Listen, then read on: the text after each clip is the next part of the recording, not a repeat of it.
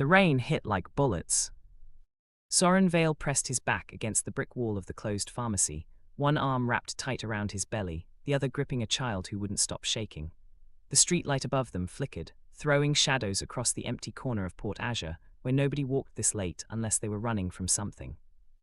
The boy, maybe 6 years old, soaked through his oversized hoodie, dug his fingers into Soren's wet coat like it was the only thing keeping him alive. Soren's phone screen glowed blue in his palm. His thumb hovered over the contact name he'd sworn he'd never use again. The child's voice came out broken. He said he'd cut me open to make you come. Soren's breath stopped. Hi viewers, kindly tell us where you're watching from and what time it is. He looked down at the boy's face, pale, bruised along the jaw, eyes too wide for someone so small. This wasn't a random kid lost in the rain. This was bait. This was a message meant for someone dangerous, someone Soren had spent 6 months trying to forget. His hand shook as he pressed the call button. 1 ring. 2. Then a voice answered, low, sharp, controlled like a blade being drawn slowly from its sheath. This better be worth waking me. Soren's throat burned. He forced the words out past the panic clawing at his chest. Mr. Draven, it's me. Silence stretched across the line. Soren could hear his own heartbeat pounding in his ears, could feel the rain soaking through to his skin, could smell the copper tang of blood coming from somewhere on the child pressed against him. Then Draven's voice came back, different now, colder, sharper. Soren. Soren almost broke hearing his name like that, like he mattered, like he wasn't just another body Draven had touched once and forgotten. He swallowed hard and said the only thing that would make Draven move. Your son is shaking in the rain, helpless. I didn't know who else to call. The storm swallowed the street for 3 long seconds.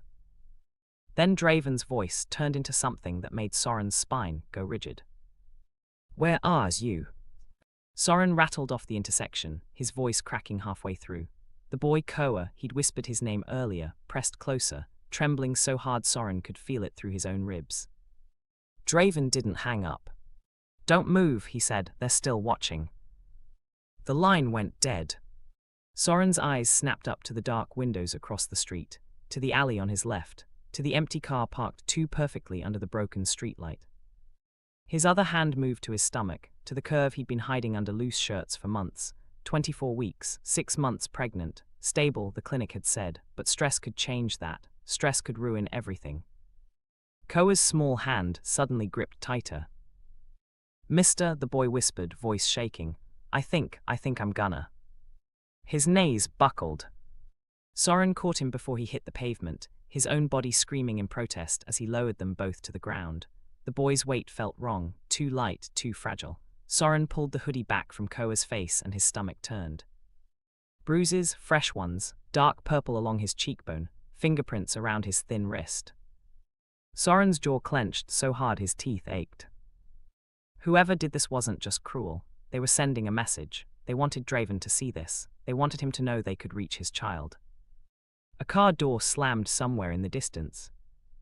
Soren's head jerked up. Footsteps, slow, deliberate, coming from the alley. He pulled Koa closer, shifting his body to block the boy from view. His free hand fumbled in his jacket pocket, fingers closing around the small canister of pepper spray he always carried on night shifts. The footsteps stopped just outside the light. A shadow stretched across the wet pavement.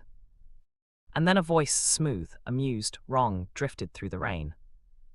Soren Vale, paramedic, 24 years old, lives alone on 5th and Monroe.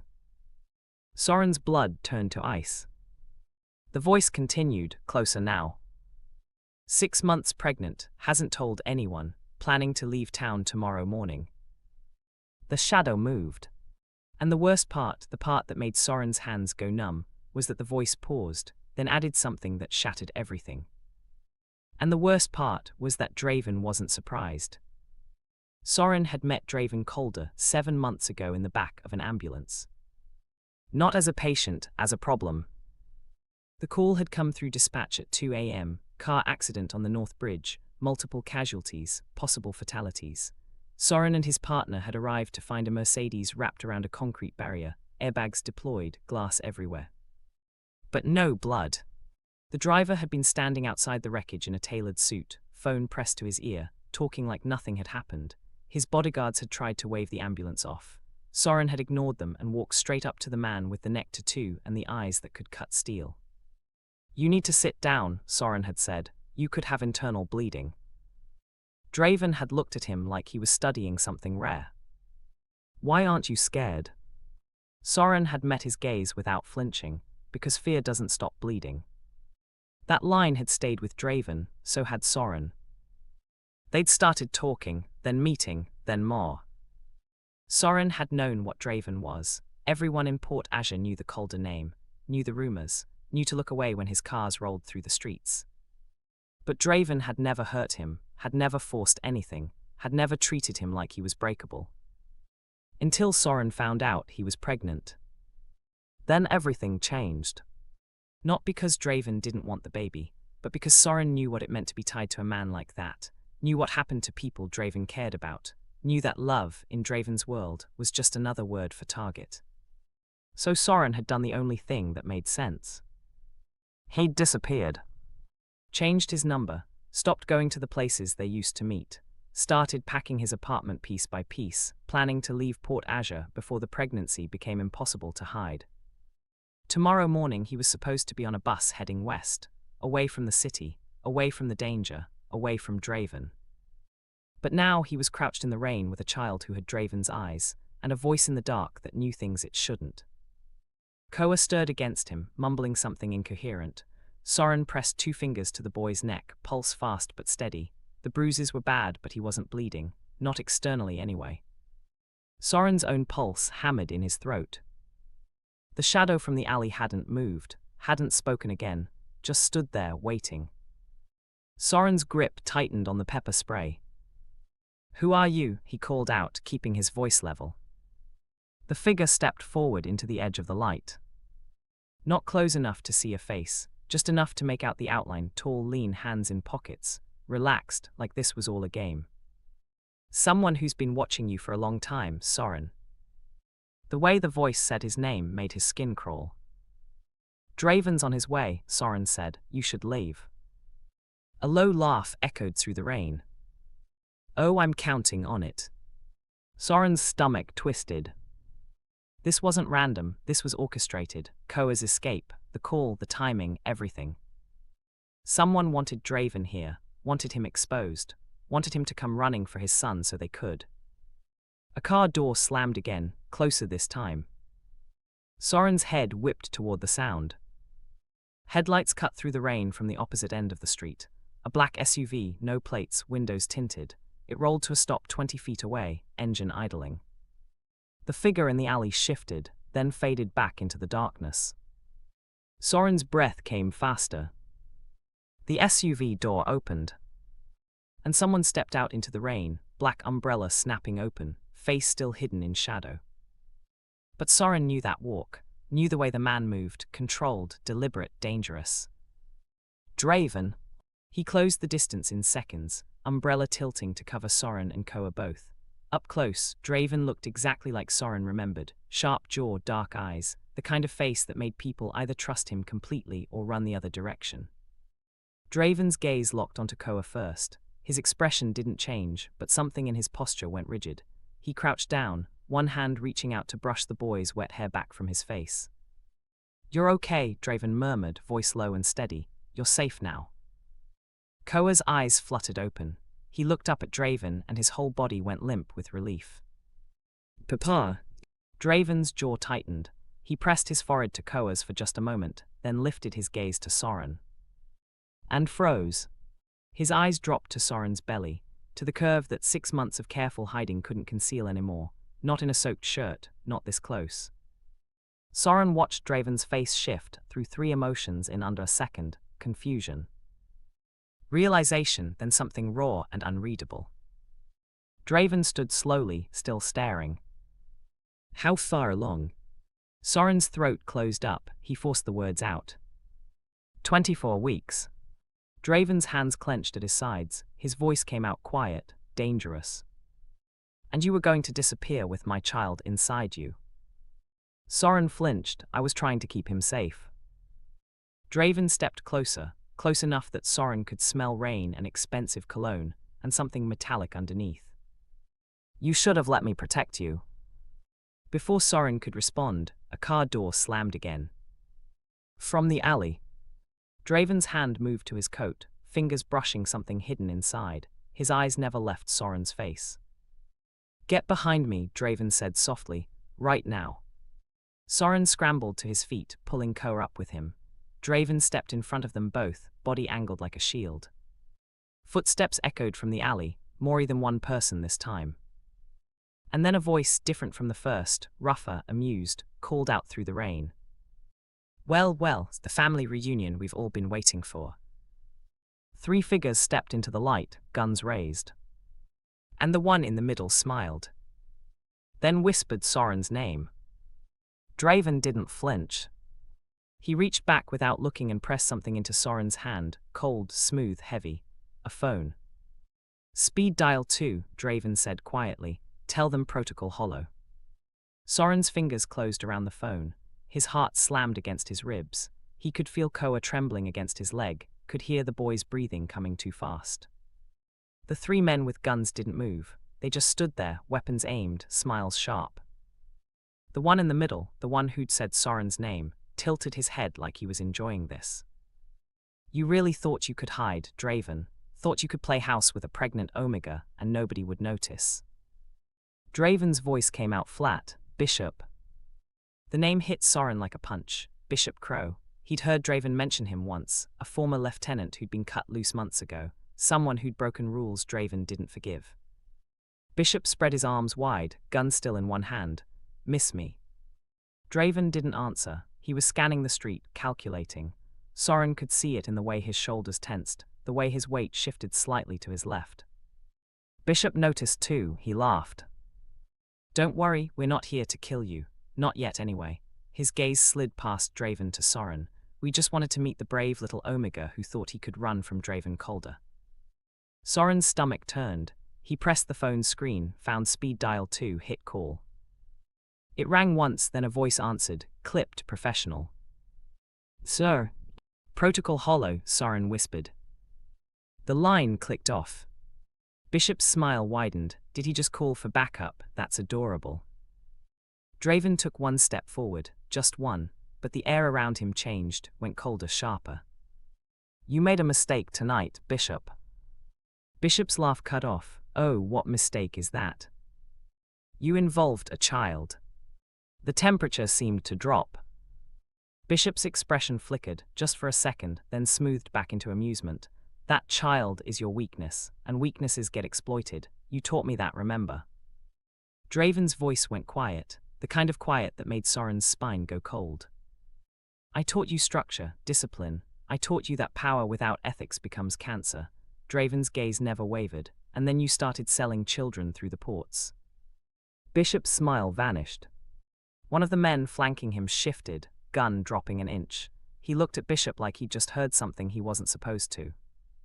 "That's a lie," Bishop said, but his voice had edges now. "Is it?" Draven pulled his coat open slightly, not reaching for a weapon, just showing the inside lining, where a small red light blinked steadily, "because I've been recording this entire conversation." Bishop's face went white. Draven continued, calm as death.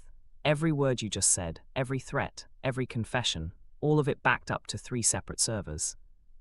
Soren's breath caught. Draven had known. He'd known this was a trap, and he'd walked into it anyway, with evidence ready. Bishop's gun hands started to shake. "You're bluffing." "Am I?" The alley behind Bishop exploded with movement. 4 figures in black tactical gear burst from the shadows, weapons raised. Not Bishop's men, Draven's. They moved like ghosts, fast and silent, and before Bishop's crew could react, they were disarmed and on the ground. Bishop himself tried to run. He made it 3 steps before Draven closed the distance and slammed him face first into the brick wall. "You chose the wrong night," Draven said softly. Bishop thrashed, cursing, spitting threats.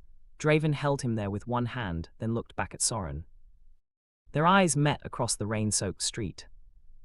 And Soren saw something in Draven's expression that made his chest ache. Relief, fury, fear, all wrapped together. like Draven had been holding his breath for months and just now remembered how to breathe.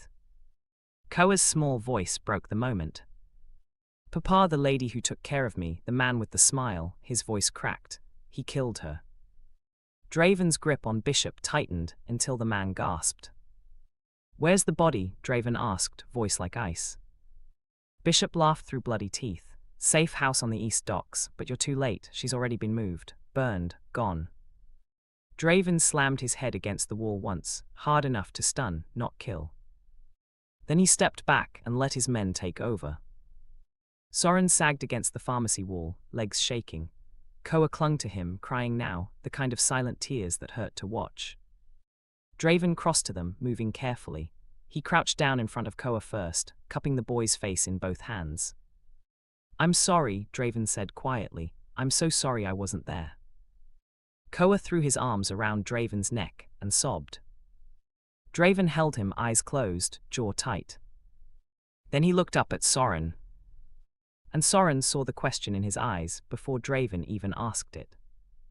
Are you bleeding? Soren blinked. What? Draven's gaze dropped to Soren's hands, to the place where Soren had pressed against his stomach without realizing. Soren looked down. His palm was smeared red. Not a lot, just enough. His breath stopped. I don't. His vision tilted.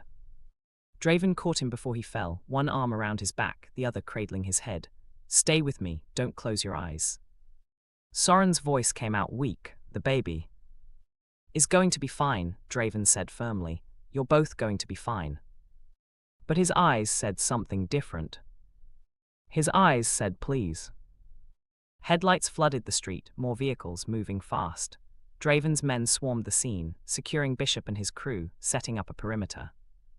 Draven lifted Soren like he weighed nothing, Koa still clinging to his side. Hospital, Draven barked. Now. Soren's head lolled against Draven's chest. He could hear the man's heartbeat, fast, unsteady, scared. The last thing Soren saw before his vision blurred was Bishop being dragged past them. And Bishop's smile. Even bleeding, even caught, the man was still smiling. Like he'd already won. The safe house smelled like antiseptic and fear. Soren blinked awake on a medical cot, fluorescent lights buzzing overhead. The room was small, concrete walls, no windows. A heart monitor beeped steadily beside him. His hand flew to his stomach. Still round, still there. Easy, a woman's voice, calm and professional. Baby's heartbeat is strong, 140 per minute, perfectly normal. Soren turned his head. A medic, older, graying hair pulled back, kind eyes, stood beside the cot adjusting an IV line in his arm. Where? Calder safe house, medical wing. You've been out for 20 minutes. She checked his vitals on a tablet. The bleeding was minor, stress-induced capillary rupture, not placental. Your baby's fine. Soren's chest loosened slightly. Koa. The child's asleep next door. Checked him over myself, dehydrated, bruised, terrified, but nothing broken. Soren exhaled slowly, his whole body ached, his throat burned. His mind felt like static. The door opened. Draven stepped inside, still wearing the rain-soaked coat, hair dripping, eyes locked on Soren like he was afraid he might disappear if he looked away. The medic glanced between them, then quietly left, closing the door behind her. Silence filled the room. Draven crossed to the cot and sat down on the edge, careful not to jostle Soren. Up close he looked wrecked, jaw tight, shadows under his eyes, hands clenched on his knees. You scared the hell out of me, Draven said quietly. Soren's throat tightened. I didn't mean to call you, I know, Draven's voice softened. You were protecting him. You always protect people, even when they don't deserve it. Soren looked away. I was going to leave tomorrow. I know that too. You knew I was pregnant. Draven nodded slowly. I suspected. You stopped meeting me, stopped answering calls, started wearing looser shirts. He exhaled. I hoped you'd come back when you were ready. Soren's hands twisted in the blanket. I was scared, not of you, of what being with you means. Draven reached out, hesitated, then gently took Soren's hand. His thumb brushed over Soren's knuckles. I can't promise you safety, Draven said. Not complete safety, Not in my world, but I can promise you I'll fight like hell to keep you alive, both of you. Soren's eyes burned. What if fighting isn't enough?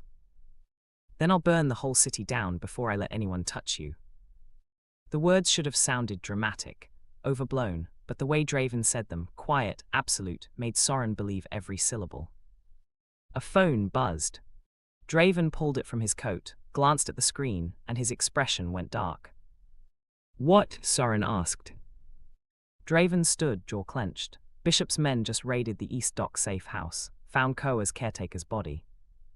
Soren's stomach dropped, and they also found something else. Draven turned the phone so Soren could see. A photo filled the screen. Koa's stuffed rabbit, the one the boy had been clutching when Soren found him.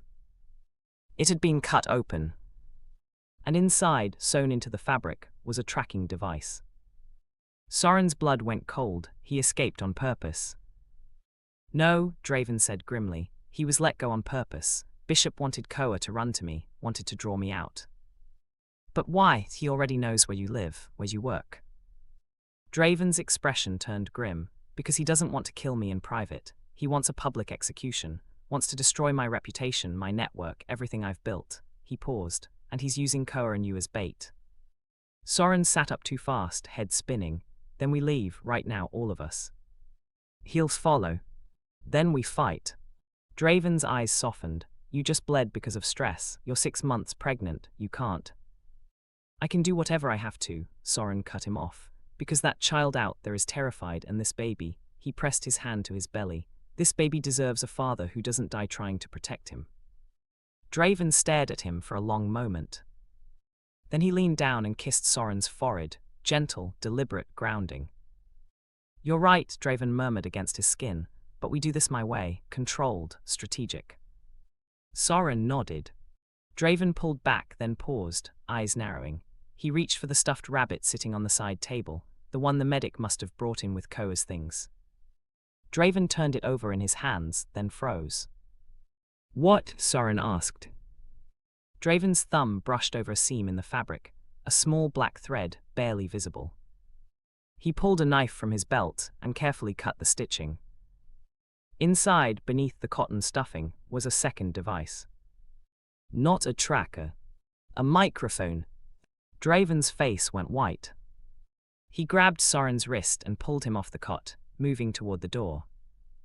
They're not following us, Draven said, voice tight. They're listening. They've been listening this whole time. The lights went out.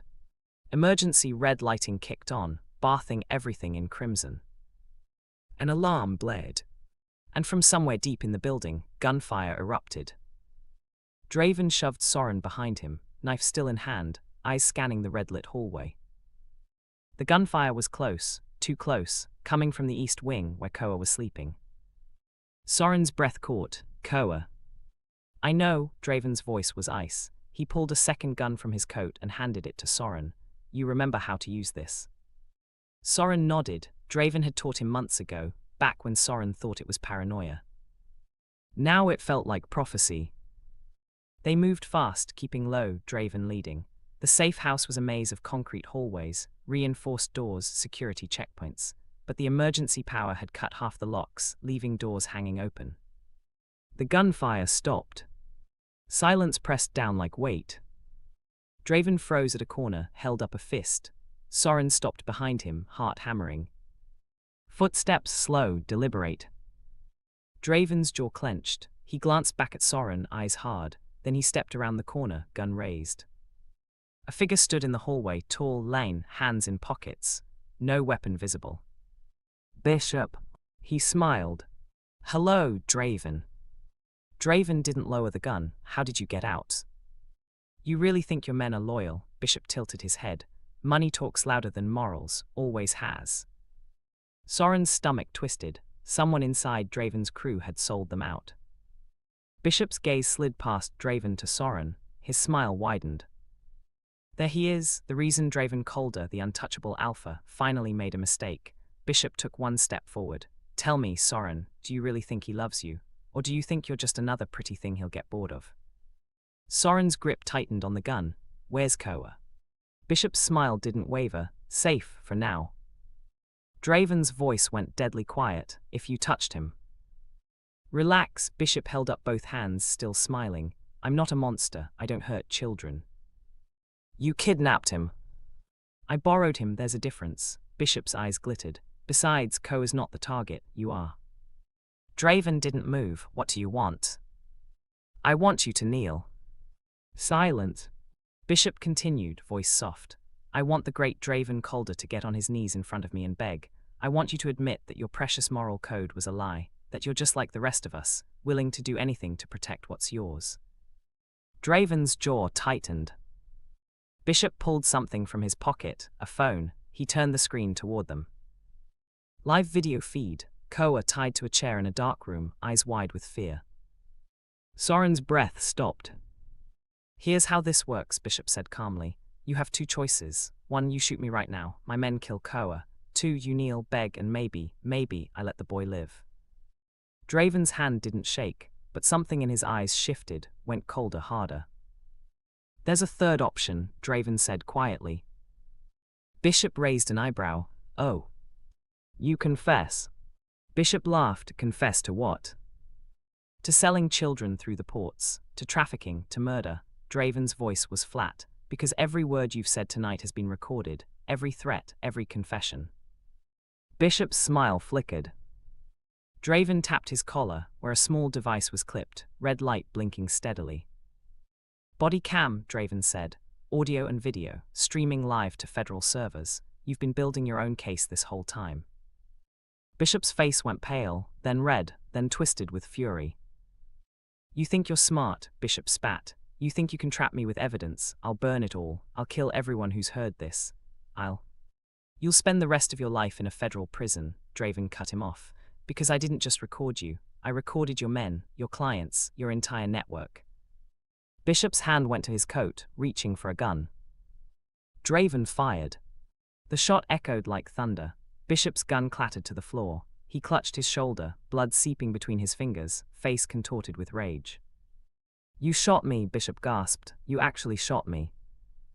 Non-lethal, Draven said calmly. You'll live long enough to face trial.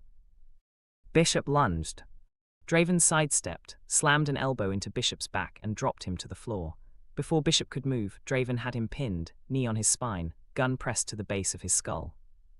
Where is Koa? Bishop laughed, broken, bitter. You really think I'd tell you? Draven pressed the gun harder. You really think I won't make you? Soren stepped forward, voice shaking. Draven. Stay back, Draven said without looking.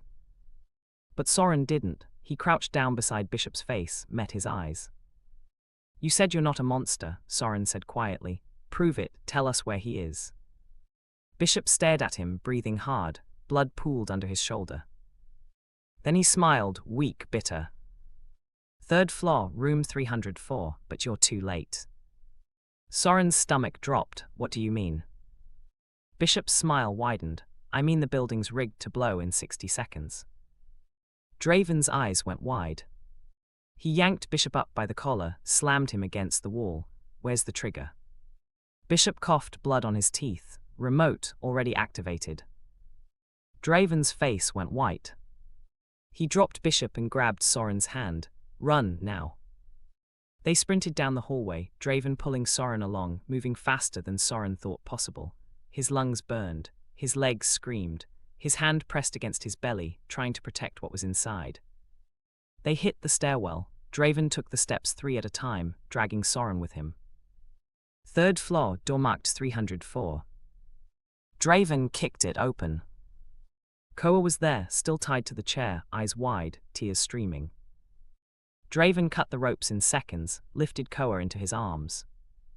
Where's the exit? Soren gasped. Draven pointed, service tunnel, basement level. They ran. The building groaned. Somewhere below something exploded, small, controlled, a warning. Then bigger, louder. The floor shook.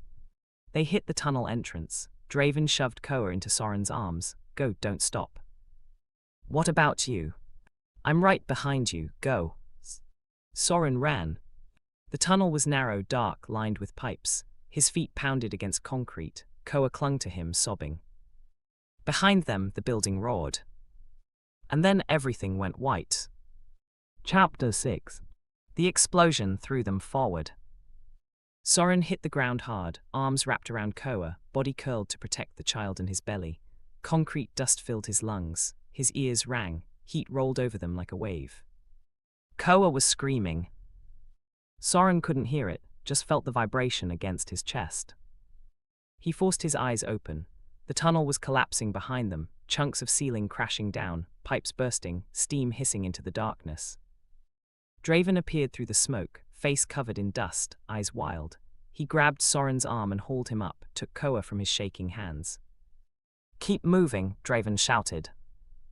They stumbled forward, half running, half falling. The tunnel stretched ahead, lit only by emergency strips along the floor. Soren's vision blurred, his chest burned. Every step sent pain shooting through his abdomen. But he didn't stop. They burst through a metal door into cold night air. Rain hit Soren's face. He gasped, coughing, lungs desperate for clean oxygen. Behind them, the building groaned one last time and collapsed inward, swallowing itself in flames and dust. Draven set Koa down carefully, then turned to Soren, hands moving over him, checking for injuries. "Are you hurt? Did you hit your stomach?" Soren shook his head, still coughing. "I'm okay, baby's okay." Draven's jaw clenched. He pulled Soren against his chest, one hand pressing to the back of his head. "Don't ever do that again. Don't ever risk yourself like that." Soren's voice came out hoarse. "I didn't have a choice." "There's always a choice." "Not when it's him." Soren pulled back, looked at Koa. The boy was shaking, silent now, eyes unfocused. "Not when it's family." Draven's expression cracked. He cupped Soren's face in both hands, pressed their foreheads together. "You're going to make me weak." "Good," Soren whispered. "You need someone to make you weak." A phone buzzed. Draven pulled it out, glanced at the screen. His face went hard. "What?" Soren asked. Draven turned the phone so Soren could see. A video message from a blocked number. Soren's finger hovered over play, then pressed. The screen filled with a grainy image, a hospital room. Sterile, empty except for a single bed. And a woman's voice, distorted, scared. "Draven, if you're watching this, I'm sorry. I didn't want to, they made me. They said they'd kill my daughter if I didn't." The video cut. Then switched to a different angle. The woman was tied to the bed, blood on her face, eyes swollen. And standing beside her, smiling at the camera, was Bishop. Except Bishop was supposed to be buried under the collapsed building. Soren's stomach turned. How is he? "That's not live," Draven said tightly. "That was recorded before tonight, before the explosion. He planned this." The video continued. Bishop leaned close to the woman's face. "This is Koa's caretaker," Bishop said to the camera. "The woman who raised Draven's son for 3 years. The woman who kept him safe." He paused. "And this is what happens to people who help Draven Calder." He pulled a knife. Soren looked away, but he couldn't block out the sound. The woman's scream cut short. The video ended. The screen went black. Then text appeared. "You think Draven is a hero. Heroes break the loudest." Followed by an address. "St. Catherine's Hospital, room 412. Soren's hands shook. "He's at the hospital, right now." Draven's face was stone. "It's a trap." "I know," Soren met his eyes, "but we have to go anyway." "No, you're staying here, you and Koa both." "Like hell I am," Soren's voice hardened. "That woman died protecting your son. The least we can do is finish what she started." Draven stared at him, then his phone buzzed again. Another message. This time a photo. The hospital building, exterior shot, civilians walking in and out. And beneath it text. "I'm in room 412. Come alone, or I start with the pregnant woman in 408. Soren's blood turned cold. Draven's grip on the phone tightened until the screen cracked. "He's using civilians as shields," Draven said quietly. "If I go in armed, people die. If I don't go, people die anyway." Soren touched his arm. "Then we don't go in armed, we go in smart." Draven looked at him. "What are you thinking?" Soren glanced at Koa, then back at Draven. "Bishop wants you to break. Wants you to choose between saving me, saving Koa, or saving innocence. He paused, so we don't give him that choice. We make him think he's winning, and then we take everything from him. Draven's eyes darkened. You sound like me. Maybe that's not a bad thing. Draven pulled Soren close, kissed his forehead hard. If anything happens to you. It won't. If it does. Then you burn the city down. I know, you've said. Soren managed a weak smile, but I'm not planning on dying tonight. Draven's phone buzzed one more time. The message was short. Clock's ticking, 30 minutes, come alone. Draven closed his eyes, exhaled, then opened them cold, clear, focused. We end this tonight. They moved fast. Draven called in two of his most trusted men, Marcus and Deshawn, both ex-military, both loyal. He gave them Koa, told them to take the boy to a secondary safe location 3 cities over. Koa clung to Draven's coat. Don't leave me again. Draven crouched, held the boy's face in his hands. I'm not leaving you, I'm keeping you safe, there's a difference. What if you don't come back? Draven's voice was firm. I always come back. Marcus lifted Koa into his arms. The boy reached for Draven one last time, fingers grasping air. Then they were gone. Soren watched them disappear into the night. His chest ached, his hands trembled. He pressed one palm to his belly, felt the baby shift inside. We are doing the right thing, he said quietly, more to himself than Draven. Draven stood beside him, silent. Then he pulled out his phone and made one more call. It's me, Draven said. I need everything you have on St. Catherine's Hospital. Floor plans, security feeds, staff schedules. I need it in 10 minutes. He hung up, looked at Soren. Last chance to change your mind.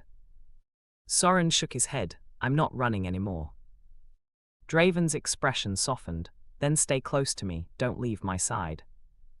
I won't.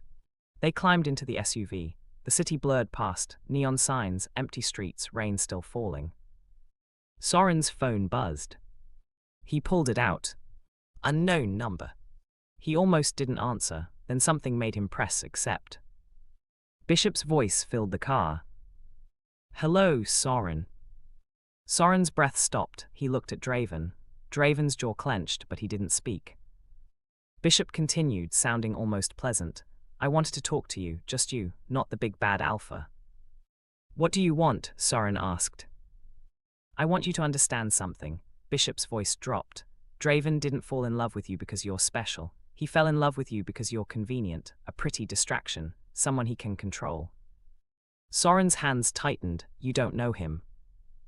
Don't I? Bishop laughed. I worked with him for 5 years. I watched him destroy people without blinking. I watched him choose power over compassion every single time. He paused. And now you think he's changed because of you, because of a pregnancy. Soren's throat burned. He's not like you. He's exactly like me, he just hides it better. The line went dead. Soren sat frozen, phone pressed to his ear. Draven reached over, gently took the phone from his hand. Don't listen to him. What if he's right? Draven pulled the car over, killed the engine, turned to face Soren fully. I've done terrible things, Draven said quietly. I've hurt people, I've made choices I can't take back, but everything I've done, every rule I've enforced, every enemy I've removed was to build something better than what came before. He reached for Soren's hand, and then I met you, and for the first time I wanted to be better not just for the city, but for someone who saw me as human. Soren's eyes burned. I'm scared. Good, fear keeps you alive. Draven squeezed his hand, but don't let it make you doubt what's real. Soren nodded. They drove the rest of the way in silence. St. Catherine's Hospital loomed ahead, white stone, lit windows, ambulances parked out front. Draven pulled into the visitor lot, killed the engine. They sat there for a moment, rain drumming on the roof. Then Draven's phone buzzed. A photo. Room 412, door slightly open. And sitting in the chair beside the window, visible through the crack, was Bishop. Smiling directly at the camera. Draven moved through the hospital like a ghost. No weapons visible, no bodyguards, just a man visiting someone on the 4th floor. Soren walked beside him, one hand resting on his belly, the other brushing Draven's arm every few steps, grounding, reassuring. The lobby was busy, nurses at the station, families waiting, security guards by the elevator. Normal, safe. But Soren could feel the tension radiating off Draven like heat, could see the way his eyes tracked every person, every exit, every camera. They took the elevator, 4th floor button glowed. The doors closed. Soren's heart hammered. What if he has guns in there? He doesn't. How did you know? Because Bishop doesn't want me dead. Draven's voice was flat. He wants me humiliated, broken. He wants the world to see Draven Calder on his knees. The elevator dinged. 4th floor. The doors opened. The hallway stretched ahead, quiet, dim, only a few rooms with lights on. Nurses stationed at the far end, 2 women in scrubs talking softly. Room 412 was halfway down, door closed now. Draven stopped, turned to Soren. Stay here. No. Soren. We do this together or not at all. Soren's voice was steady. You said it yourself. He wants to break you by making you choose, so we don't give him the choice. Draven stared at him, then nodded once. They walked to the door. Draven's hand hovered over the handle, then he pushed it open. The room was dark except for the city lights bleeding through the window. Bishop sat in the chair exactly where the photo showed him, relaxed, smiling. No weapons visible. But the air felt wrong. Draven stepped inside first, body angled to shield Soren. Bishop's smile widened. You brought him, how sweet. Draven didn't answer. Bishop stood slowly, hands in pockets. I'm impressed, Draven, I really am. You walked into my trap knowing exactly what it was. That takes either courage or stupidity. It takes necessity, Draven said coldly. Bishop laughed. Necessity, right, because you care so much about the innocent people in this hospital. He gestured toward the door. All those nurses, patients, families. You wouldn't want anything to happen to them, would you? Draven's jaw tightened. Bishop pulled something from his pocket, not a weapon, a phone. He held it up so they could see the screen. Live security footage, multiple angles, hospital lobby, hallways, emergency room. And in the corner of each feed, a red timer counting down. 8 minutes. Soren's breath caught. What did you do? Bishop's smile was poison. Insurance. There are 3 devices planted in this building. 1 in the basement, 1 in the east wing, 1 in the parking garage. He tilted his head. If Draven tries anything, if he calls his men, if he attacks me, if he even raises his voice, I press a button and this whole place goes up in flames. Draven's hands clenched at his sides. You're bluffing. Am I? Bishop tapped the screen. The timer dropped to 7 minutes. Want to test that theory? Silence pressed down like weight. Soren's mind raced. Bishop wasn't bluffing. He was too calm, too confident. He'd planned this exactly like he'd planned everything else. But there was something wrong with the way he stood, the way his left hand stayed in his pocket, the way his shoulder, the one Draven had shot earlier, didn't move. He was hurt, badly, bleeding through his shirt. Soren touched Draven's arm, whispered, he's dying. Draven's eyes flicked to Soren, then back to Bishop. Bishop caught the look, his smile faltered. What? Soren stepped forward. You're bleeding out, that bullet hit an artery, you've lost too much blood, that's why you're sitting, that's why you're stalling, you're not waiting for Draven to break, you're waiting to die. Bishop's face twisted. Shut up. You wanted him to kneel, Soren continued, voice steady, but you don't have the strength left to make him, so you're using the hospital as leverage. Except, Soren glanced at the phone in Bishop's hand, except you need both hands to detonate, and you can't lift your left arm. Bishop's hand twitched. Draven moved. Fast, brutal, efficient. He closed the distance in 2 steps, knocked the phone from Bishop's hand, slammed him against the wall. Bishop gasped, blood spreading across his shirt. Draven's voice was ice. Where are the devices? Bishop laughed, wet, broken. You'll never find them in time. Draven pressed his forearm against Bishop's throat. Try me. Bishop's eyes rolled. Basement, electrical room, east wing, 3rd floor supply closet, parking garage, level 2, behind the... He coughed blood. His eyes went unfocused. Draven let him drop. Bishop crumpled to the floor, still breathing but barely. Draven grabbed the phone, pulled up the security feed. 5 minutes left. He called Marcus, I need bomb squad. St. Catherine's Hospital, 3 devices, locations incoming. He rattled off what Bishop had said, then hung up. Soren crouched beside Bishop. The man's eyes were half closed, breath rattling. Why? Soren asked quietly. Why do all this? Bishop's lips moved. Because he replaced me. Soren frowned. What? I was his brother. Bishop's voice was fading. Not blood, but close enough. And then he found out what I was doing, and he cut me out like I was nothing. Draven stood over them, expression unreadable. You were selling children, Bishop. You know what I do to people who hurt children. Bishop coughed again. You think you're better than me, but you're not. You just got lucky. His eyes found Soren. He'll replace you too, eventually, when you're not useful anymore. Soren met his gaze. No, he won't, because I'm not trying to own him. I'm trying to love him. There's a difference. Bishop's eyes closed. His chest rose once, twice. Then stopped. Draven pressed 2 fingers to Bishop's neck, checked for a pulse. Nothing. He stood, exhaled slowly. Then pulled Soren to his feet. We need to evacuate, now. They ran. Draven hit the emergency alarm on the way out. Sirens blared, nurses scrambled, patients were wheeled into hallways. Draven grabbed a nurse. Bomb threat, evacuate everyone, east wing and basement first. The nurse went pale but nodded. 3 minutes left. Draven pulled Soren toward the stairs. They took them 2 at a time, Soren's hand pressed to his belly, breathing hard.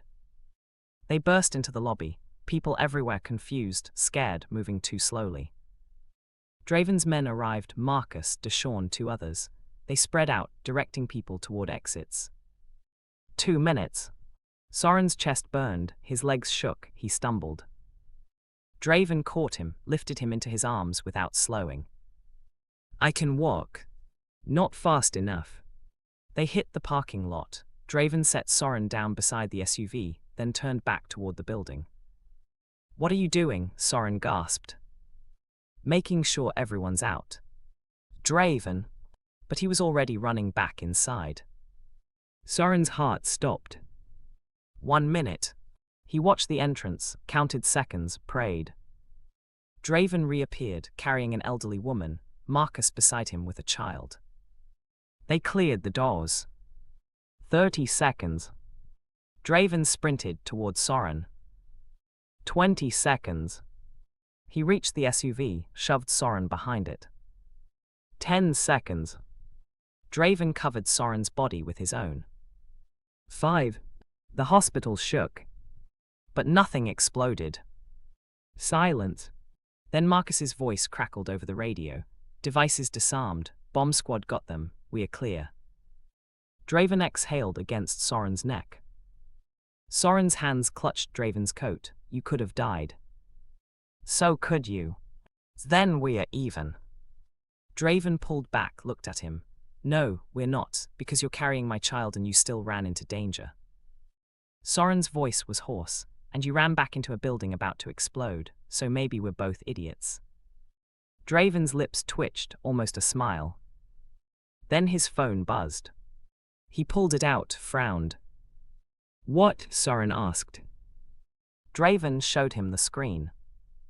A message from Bishop's phone. But Bishop was dead. The text was short. You think this is over, I'm just the opening act. Followed by a photo. A man standing in shadow, tall, unfamiliar. And behind him, projected on a screen, Soren's face. Draven's grip on the phone tightened. Someone else is involved.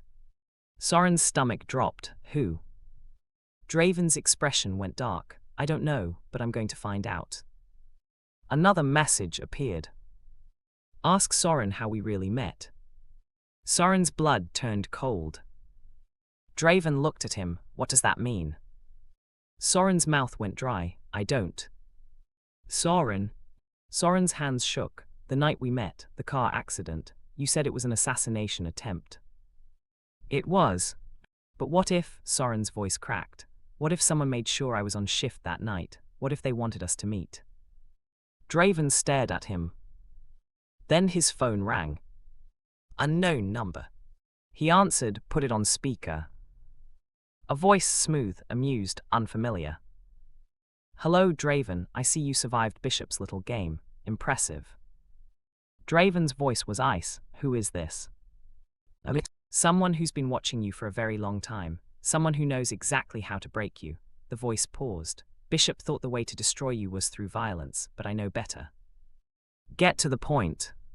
The point is simple. Soren didn't find you by accident. I made sure you two met. I orchestrated the crash. I made sure he was on shift. I created your entire relationship. Soren's vision blurred. The voice continued, and now you have a choice. Believe that what you feel is real, or accept that everything, every moment, every touch, every word was manufactured. The line went dead. Soren couldn't breathe. Draven turned to him, face unreadable. Is it true? Soren's voice was barely a whisper. I don't know. Soren sat in the back of the SUV, wrapped in a blanket someone had given him, staring at nothing. His mind wouldn't stop spinning. What if it was true? What if every moment with Draven had been planned? What if the person he'd fallen in love with was just a setup? Draven stood outside talking to Marcus, voice low, shoulders tight. The hospital was surrounded now, police, ambulances, federal agents. Bishop's body had been removed, the devices had been dismantled, everyone was safe. But Soren didn't feel safe. He felt like the ground had been ripped out from under him. The SUV door opened. Draven climbed in, closed it behind him. The sounds of the chaos outside muted. Silence filled the space between them. Finally, Draven spoke. I need you to tell me the truth. Soren's throat tightened. I don't know what the truth is anymore. Did anyone approach you before that night, offer you money, ask you questions about me? Soren shook his head. No, I didn't even know who you were until you told me. Then how could someone orchestrate it? I don't know, Soren's voice cracked. Maybe they didn't need to approach me. Maybe they just made sure I was there, made sure you were there, and let everything else happen naturally. Draven's jaw clenched. That doesn't make what we have fake. Doesn't it? Soren looked at him. If someone pulled the strings to make us meet, then how do we know anything we felt was real? Draven reached for him. Soren pulled back. Don't, Soren whispered. Not until we know. Draven's hand dropped. His expression went carefully blank. Then his phone buzzed. He glanced at it, frowned, answered. What? Marcus's voice came through tight. We found something. You need to see this. What is it? Security footage from the hospital. Bishop wasn't alone in that room. Draven's eyes went sharp. What do you mean? I mean someone else was there, hidden, watching, and they left right before you arrived. Draven's grip on the phone tightened. Send me the footage. Already did. Draven pulled up the file, pressed play. The screen showed room 412 from a hallway camera, timestamp from 20 minutes before Draven and Soren arrived. Bishop entered, sat down. Then 2 minutes later, another figure appeared, tall, moving carefully, face turned away from the camera. They entered the room, stayed for 60 seconds, then left. The camera caught them for just a moment in the hallway. Male, dark coat, but the angle was wrong, no clear view of the face. Draven replayed it, froze on the best frame. Something about the way the man moved was familiar. Draven's expression went dark. I know this walk. Soren leaned closer. Who is it? Draven didn't answer. He was already scrolling through his contacts. He stopped on a name, stared at it. Then dialed. The phone rang twice before someone answered. Draven, I heard about the hospital. Are you? Where were you an hour ago? Draven's voice was ice.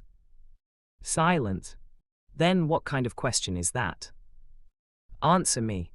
I was at the office. Why? Prove it. Draven. Prove it.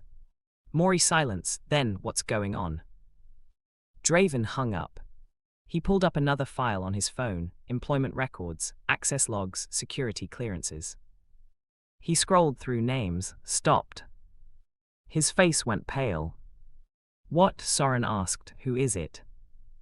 Draven looked at him. Someone I trusted, someone who's been with me for 3 years. "It's who?" Draven's voice was hollow. "My head of security, Jamal." Soren's stomach dropped. "Are you sure?"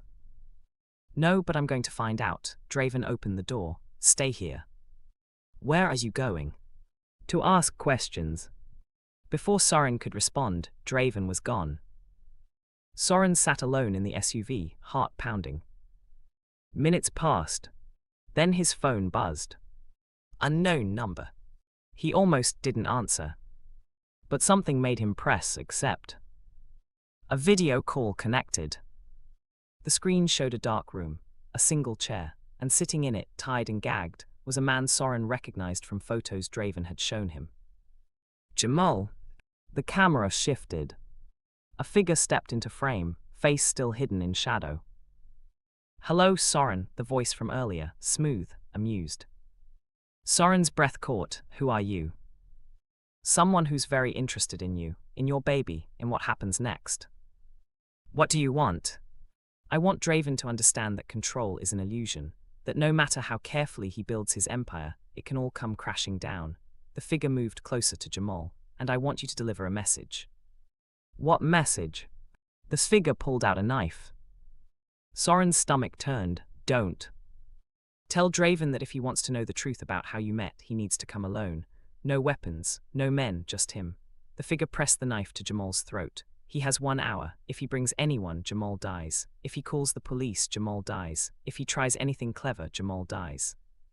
"Where?" "The docks, Pier 7, where it all started."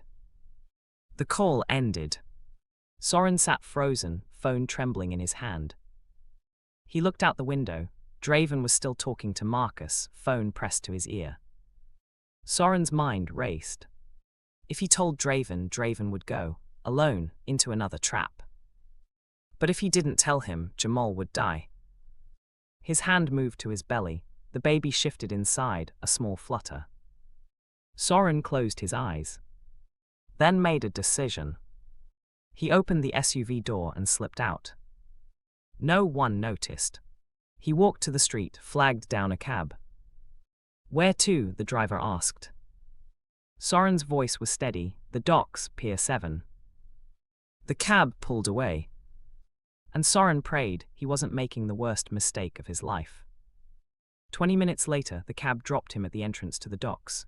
Rain had started again, light but steady. The air smelled like salt and rust. Soren walked slowly down the pier, one hand on his belly, the other clutching his phone. Pier 7 was dark, abandoned, just empty shipping containers and broken lights. A figure stepped out from behind a container. Not the man from the video. Someone else. Soren's breath stopped. The man stepped into the light. And Soren's world tilted. He knew this face. The man smiled. "Hello, Soren, it's been a long time."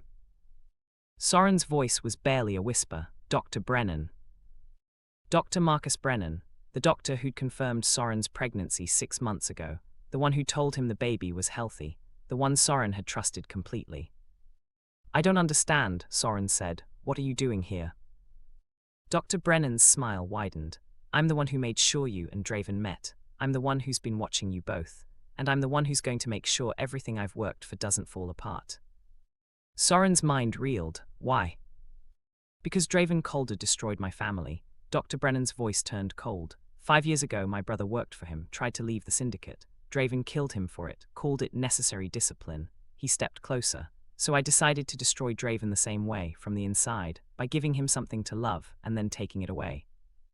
Soren's hands shook. "The baby is perfectly healthy, for now." Dr. Brennan pulled out a syringe, "But that can change very quickly." Soren backed up. "You're insane."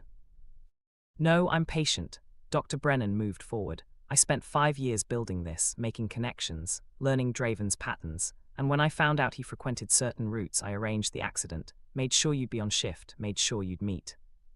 "And Bishop?" "Bishop was useful, angry, easy to manipulate, but ultimately expendable." Dr. Brennan's expression hardened. "You, though, you're the key, because Draven loves you, and that love makes him weak." Soren's back hit a shipping container, nowhere left to run. Dr. Brennan raised the syringe. "This won't hurt the baby, not immediately, but it will put you to sleep, and when you wake up, Draven will have a choice, his empire or his family. Soren's hand moved to his pocket, to the small canister of pepper spray he'd been carrying since the first night. I don't think so, Soren said. He sprayed. Dr. Brennan screamed, stumbling back, hands over his face. Soren ran, but he didn't get far. A hand grabbed his arm, spun him around. Not Dr. Brennan. Someone else. Soren looked up, and his blood turned to ice. Draven. Soren's breath came out in a rush. How did you? You think I didn't put a tracker on you? Draven's voice was tight. You disappeared from the SUV. I knew exactly where you went. Relief flooded through Soren, then fear. Dr. Brennan. I know, Draven's eyes were cold. I heard everything. I've been here the whole time. Dr. Brennan was still on his knees, gasping, eyes streaming.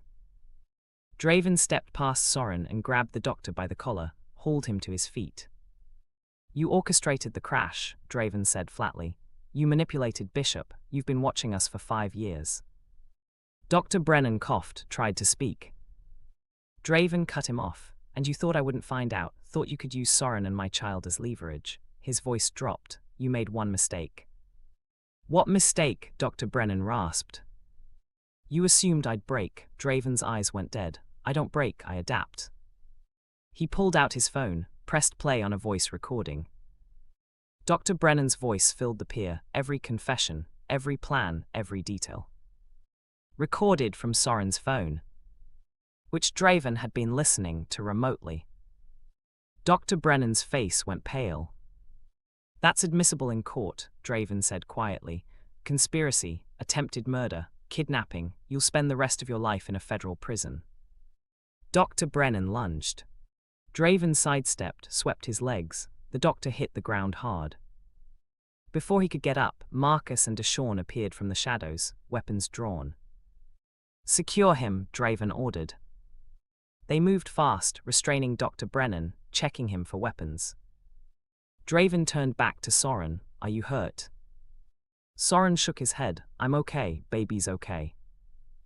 Draven's expression cracked. He pulled Soren against his chest, one hand pressing to the back of his head. Don't ever do that again. Don't ever put yourself in danger like that. I had to, Soren whispered. He had Jamal. Jamal's fine, he was never in danger. That video was staged. Draven pulled back, looked at Soren. Dr. Brennan was trying to isolate you, make you feel like you had no choice but to come here alone. Soren's chest tightened. I'm sorry, I should have trusted you. No, Draven's voice was firm. You did exactly what I would have done. You saw someone in danger and you acted. That's who you are. He touched Soren's face. That's why I love you. Soren's eyes burned, even if we were manipulated into meeting. We weren't manipulated into loving each other. Draven's gaze was steady. Someone put us in the same room, but everything after that was our choice. Every conversation, every moment, every decision to stay. He pressed his forehead to Soren's. No one made me fall in love with you. I did that on my own. Soren's breath hitched. You mean that? Yes. Behind them, Dr. Brennan laughed, bitter, broken. You think this changes anything. You think love protects you. It doesn't, it just makes the fall harder.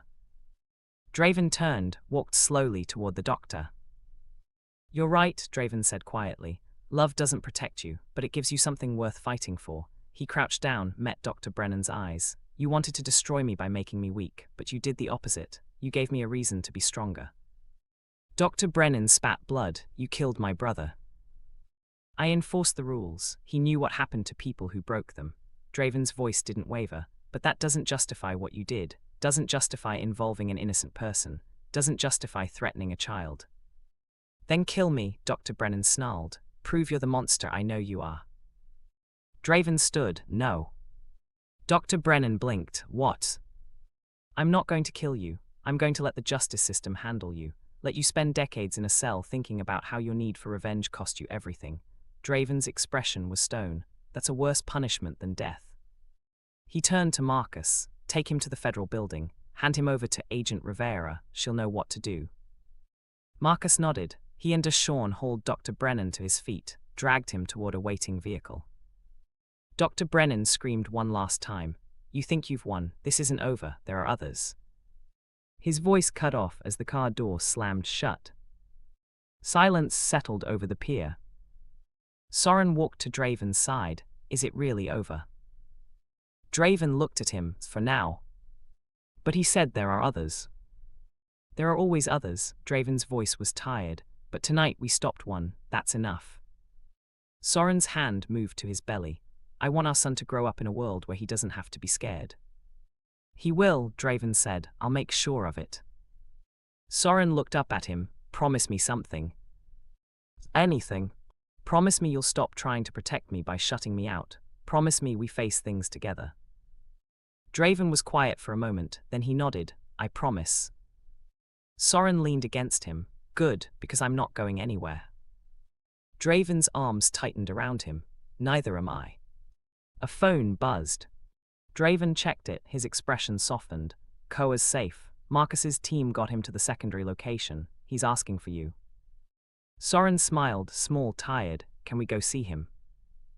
Yeah, Draven pressed a kiss to Soren's forehead. Let's go home. They walked back to the SUV together, rain falling softly now, washing away the blood and fear and pain. Behind them, the pier stood empty. And for the first time in months, Soren felt like he could breathe. 3 weeks later, the penthouse was quiet. Soren sat in the nursery, wrapped in a soft blanket, one hand resting on his belly. 27 weeks now. The baby was active, moving constantly, reminding Soren he was real and alive and safe. The room was warm, pale blue walls, shelves filled with books and toys Draven had been collecting. A crib in the corner, hand-carved, expensive. The door opened softly. Draven stepped inside, Koa asleep against his shoulder, the boy's small hand clutching Draven's shirt even in sleep. Draven moved carefully, lowering Koa onto the small bed they'd set up for him. The boy stirred but didn't wake. Draven pulled the blanket up to his chin, brushed hair back from his face. Then he crossed to Soren, sat down beside him on the couch. Neither spoke for a moment. Just sat there breathing, existing in the same space. Finally, Soren broke the silence. I've been thinking. About everything, about how we met, about Dr. Brennan, about whether any of it was real. Draven's hand found his, and I realized something. Soren looked at him.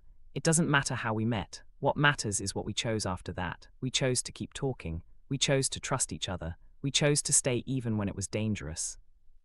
Draven's thumb brushed over Soren's knuckles. You chose to run. I did, Soren admitted, because I was scared, because I thought protecting our baby meant staying away from you. But you came back. Because Koa needed me, and then I realized, Soren's voice caught, I realized I needed you too. Draven's eyes softened. I've spent my whole life controlling things, building systems, enforcing rules, but with you I had to learn to let go, to trust that love doesn't mean possession. Soren smiled, small, genuine. We're both learning. Yeah, Draven leaned forward, pressed his forehead to Soren's. We are. A soft sound came from the bed. Koa, shifting in his sleep, mumbling something incoherent. Draven glanced over, then back at Soren. He's been having nightmares. I know, Soren's expression tightened. What Dr. Brennan did, what Bishop did, that doesn't just go away. No, but it gets better, with time, with safety. Draven's hand moved to Soren's belly, and with family. Soren covered Draven's hand with his own. You really think we can do this, raise a child in your world? I'm changing my world, Draven said quietly. The syndicate is restructuring. We're cutting ties with anything that exploits people, focusing on legitimate businesses. It'll take time, but it's happening. Because of me. Because of you, because of Koa, because of this baby. Draven's voice was firm. Because I want to be someone my sons are proud of. Soren's chest ached. They will be, I know they will. Draven was quiet for a moment. Then he said something that broke Soren's heart in the best way. I'm scared too. Soren looked at him. Of what? Of failing you, of failing them, of not being enough. Soren reached up, cupped Draven's face in his hands. You don't have to be perfect, you just have to be present. And you are, every day you show up, every day you choose us, that's all I need. Draven's eyes closed, he leaned into Soren's touch. And for a moment, the most dangerous man in Port Azure looked like just a man trying his best. A phone buzzed. Draven checked it, frowned, then his expression softened. "What is it?" Soren asked. Draven turned the phone so Soren could see. A message from Agent Rivera. Dr. Brennan pled guilty to all charges, sentencing next month. He's looking at 40 years minimum. Soren exhaled slowly. Good. There's more. Draven scrolled down. The investigation uncovered his entire network. 7 people arrested, including 2 hospital administrators who were helping him falsify records. So it's really over. Yeah, Draven set the phone aside. It's really over. Soren's hand moved to his belly again. The baby kicked, strong and insistent. Draven's hand joined his. He's active tonight. He knows you're here, Soren smiled. He always moves more when you're around. Draven's expression softened. He leaned down, pressed a kiss to Soren's belly. Hey kid, I'm your dad, and I'm going to spend every day of my life making sure you're safe, that you're loved, that you never have to be scared the way your brother was. Soren's eyes burned. Draven looked up, met his gaze. And I'm going to love your other father with everything I have, because he's the reason I'm still standing, the reason I remember how to be human. Soren's voice was thick. You're going to make me cry. Good. Draven's smile was small, genuine. You're allowed to cry. You're allowed to feel. That's what makes you different from the people we just stopped. Koa stirred again. This time his eyes opened. He looked around, disoriented, then saw Draven and Soren. Papa, his voice was small. Draven stood, crossed to the bed, crouched down. I'm here. I had a bad dream. I know, but you're safe now. We're all safe. Koa looked past Draven to Soren. Is the baby okay? Soren smiled. He's perfect. Can I feel him move? Of course. Koa climbed out of bed, padded over in his pajamas, and carefully placed his small hand on Soren's belly. The baby kicked. Koa's eyes went wide. He's strong. He is, Soren agreed, just like you. Koa looked up at Draven. Will he know I'm his brother? Draven's voice was soft. He will, and you'll teach him everything, how to be brave, how to be kind, how to protect the people he loves. Koa nodded seriously. Then he climbed onto the couch between Draven and Soren, nestled against them both. The 3 of them sat there, soon to be 4, wrapped in warmth and safety, and something that felt like hope. Outside, Port Azure glowed with neon and rain. The city kept moving, kept breathing, kept surviving. But inside that penthouse, in that quiet nursery, a family was being built. Not through blood alone, not through power, but through choice, through trust, through the kind of love that doesn't demand ownership but offers protection. Soren looked at Draven, Draven looked back. And without words, they both understood. This was the beginning, not the end. The beginning of healing, of building something better, of proving that even in a world of violence and darkness, love could still exist. Real, imperfect, human. Love. Soren's voice was quiet when he finally spoke. Sometimes the strongest thing you can do is stop running long enough to let someone love you safely. Draven's hand tightened on his. And sometimes the bravest thing you can do is admit you need that love. Koa yawned, already drifting back to sleep between them.